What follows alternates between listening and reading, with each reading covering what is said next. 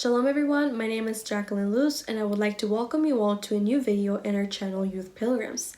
So today I'll be talking a little bit about New Year's and how it came to be and its pagan origin. So New Year seems to have nothing wrong with it. It is a day where people get together to commemorate the beginning of a new year, saying goodbye to the year that is ending and welcoming in the new year. But how and when did New Year start? Why was it established on January 1st?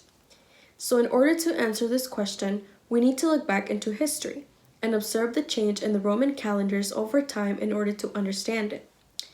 So according to historians, in the ancient Roman Republic, the calendar was set up in accordance with the moon phases. According to Roman tradition, Romulus, the first king of Rome, created the first calendar back in 738 before the Messiah. The resulting calendar was heavily influenced by the Greek calendar system, and therefore had only 10 months, beginning with the month of Martius, or March as we know it today. In Romulus's calendar, the winter season was not counted for, so in order to take count of the winter days, 2 more months were introduced, Januarius and Februarius. Over time, there was an inconsistency with this calendar, oftentimes needing a group of people to decide when days should be added or removed in order to keep the calendar in sync with the equinoxes and solstices, which resulted in a complicated calendar established by Romulus. In the year 46 before the Messiah, to restabilize the calendar, Julius Caesar, dictator of Rome at that time, consulted Greek astronomers and mathematicians in order to create a more civil calendar. This paved way and created the solar calendar, which is based on the Earth's revolutions around the sun. This was the beginning of the recognition of there being about 365 days in a year, divided into 12 months, each month named after a Roman god or goddess. With the new and reformed calendar, Caesar then decided to establish the beginning of the year in the month of Januarius, or January as we know it today, in order to give honor to the god of that month, Janus. This was seen as a pagan day by Christian Catholic believers, so for a time period it was actually abolished, and many decided to continue on celebrating their new year during the vernal or spring equinox in the month of March. It wasn't until the year 1582 when Pope Gregory XIII decided to reform the Julius calendar, creating the Gregorian calendar that we know and use today, establishing the beginning of the year once again on January 1st. This time, in order to give it a more religious context, January 1st represented the day that Yeshua, or Jesus as he is most commonly known, was circumcised, 8 days after his birth on December 25th. As we can see, the calendar has gone through various changes before finally a new calendar was introduced by Pope Gregory XIII.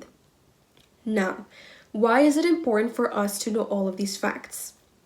Well, from what we saw previously, back in Rome the months used to be named after their Roman deities, such as Martius or Mars, the Roman god of war. Back then, Januarius was named after the Roman god Janus, which was a god with 2 faces. The old face looking back at the past, and the new, younger face looking forward towards the future. He was recognized as the god of portals, god of beginnings and ends, as well as changes. During the new year in Rome, the god Janus was celebrated by offering sacrifices to him in hopes of gaining good fortune for the new, incoming year. It was celebrated with festivals, drunkenness, and large banquets of food, always honoring the god Janus. Over time, the name of the month Januarius, named after Janus or Janus, transitioned to January, how we know it today. Because Janus' 2 faces set him up so he can look back into the past and forward into the future, the idea became tied to the concept of transition from one year to the next, hence the practice of saying goodbye to the old year and welcoming in the new year. Like Christmas, we can't overlook the pagan background and origin of New Year's Day, as well as the reason why the year was established to begin in the month of January. As true believers, we are not called to celebrate this pagan festivity, which nowadays consists of partying all night long, drunkenness, gluttony, making goals in vain since they will not be accomplished, which in fact are goals created in order to satisfy the ego of a person. It is a time where people follow and practice traditions such as wearing yellow, red, or white clothes, each color representing something that they want for the upcoming year, such as red, which represents romance and passion, creating promiscuity and sexual immorality in youth, which think that it's okay to follow these traditions. In 1 John chapter 2, verses 15 to 16, it says, "Do not love the world or anything in the world. If anyone loves the world, love for the Father is not in them. For everything in the world, the lust of the flesh, the lust of the eyes, and the pride of life, comes not from the Father, but from the world." We are called to be separated from the world, since much of what we see around us nowadays does not come from our Father. New Year's was established in order to honor the Roman god Janus.